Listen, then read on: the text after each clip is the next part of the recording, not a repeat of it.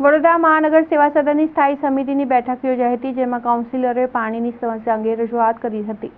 વડોદરા મહાનગર સેવા સદન દ્વારા સ્થાયી સમિતિની બેઠકમાં ડ્રેનેજ, વરસાદી ગટર પ્રોજેક્ટ શાખા કામોની મંજૂરી આપવામાં આવી હતી, જેમાં વાડી વિસ્તારમાં સ્વામિનારાયણ મંદિરથી ગાજરાવાડી પાણીની ટાંકી તરફ જતા રોડ પર રંગમહેલ ચબૂતરા પાસે બંધ પડેલ લાઇન ચાલુ કરવા માટેની આનુષંગિક કામગીરી કરવામાં આવશે. જ્યારે સ્થાયી સમિતિમાં પાણીને લઈને કાઉન્સિલર અને સ્થાયી સમિતિના સભ્ય હેમિશા ઠક્કર તેમજ તેજલ વ્યાસે સ્થાયી સમિતિના ચેરમેન ડોક્ટર શીતલ મિસ્ત્રીને રજૂઆત કરી હતી, જેમાં વિસ્તારના પાણીની સમસ્યા છે અને જ્યારે પાણી માટે ટેન્કરો મંગાવવામાં આવે છે, રોજના 50 ટેન્કર મંગાવવામાં આવે છે તો 20 ટેન્કર પણ આવતા નથી તેવી રજૂઆત કરી હતી. શહેરમાં વિવિધ જગ્યાઓ પર પીવાના પાણીની સમસ્યા વધી રહી છે, તેને લઈને સ્થાયી સમિતિના સભ્ય જાગૃતિ કાકા અને બંદીશ શાહ, પાણી પુરવઠાના અધિકારીઓ અને અલ્પેશ મજમુદાર લાલબાગ પાણીની ટાંકી ખાતે પહોંચ્યા હતા. કાઉન્સિલરોએ વહેલી તકે વિસ્તારના લોકોને પીવાનું ચોખ્ખું પાણી મળે તેવી રજૂઆત કરી હતી. પાણી સિટી એન્જિનિયર અલ્પેશ મજમુદારે વધુ વિગતમાં જણાવ્યું હતું કે હવે ટાંકીનું જે કન્સ્ટ્રક્શન છે એકદમ લાસ્ટ પાર્ટમાં છે. અમે ઉનાળાની સમસ્યાને ધ્યાને લેતા શક્ય હોય એટલી વહેલી આ ટાંકીનું કમિશનિંગ થઈ જાય એવો પ્રયત્ન કરીએ છીએ. લગભગ 10થી 12 દિવસની અંદર ટાંકી કમિશન થાય એવો પ્રયત્ન કરી રહ્યા છે.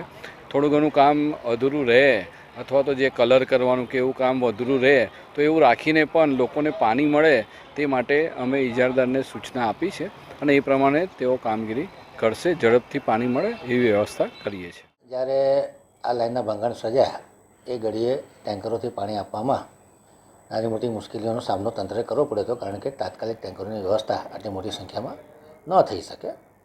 કોન્ટ્રાક્ટરને સમય આપવાની જરૂર હતી. આજે કોન્ટ્રાક્ટરને સૂચનામાં આપવામાં આવી છે કે દરેક ઝોનમાં મિનિમમ 20 ટેન્કરો રાખવામાં આવે, જેથી કરીને ઉનાળાનો સમય છે, નાગરિકોને પાણીની સમસ્યાનો સામનો ન કરવો પડે. બીજી વસ્તુ, 2 ટાઈપના પ્રોબ્લેમ કે લાઇનોના શટડાઉનના લીધે સપ્લાય ઓછો થઈ ગયો. બીજું કે અમુક સોસાયટીઓમાં ક્રોનિક પ્રોબ્લેમ છે કે પ્રેશરના પ્રોબ્લેમ હોય, તો પ્રેશર સુધારણા કરવા માટે તાત્કાલિક ધોરણે પગલાં ભરવાની સૂચના આપવામાં આવી છે. કોઈ જગ્યાએ કનેક્શન ટ્રાન્સફર કરવાના હોય તો તાત્કાલિક કરવા. જે કોઈ ટાંકીઓના કામ ચાલે છે એને પણ ગતિ મળે એ પ્રમાણે અધિકારીઓને રોજે રોજ મિટિંગ થાય. યુદ્ધના ધોરણે તમામ કાઉન્સિલરોને તમામ પડ્યો બોલ ઝીલવામાં આવે.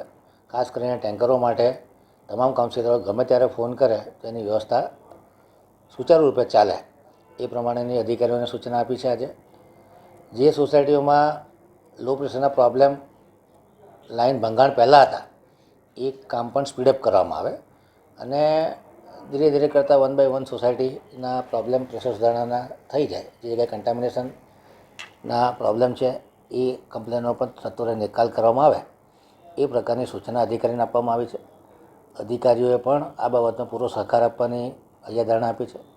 કાઉન્સિલરો પણ એમના એરિયામાં આવતી ફરિયાદો તાત્કાલિક ધોરણે ડેપ્યુટી એન્જિનિયર EE અથવા પાણી પુરવઠાના અધિકારીઓને આપે અને તાત્કાલિક એમની ફાઇલો પર સહી થાય, એમના એસ્ટિમેટ બને, એમને ફાઇનલ સેન્કશન મળે અને વહેલી તકે કામ ચાલુ થાય એ પ્રમાણે સૂચનાઓ ઉનાળા પૂરતી, હાલ પૂરતી, કે જે સોસાયટીઓમાં લો પ્રેશર છે એ લોકોને પાણી તકલીફ ન પડે એ માટેની સૂચનાઓ.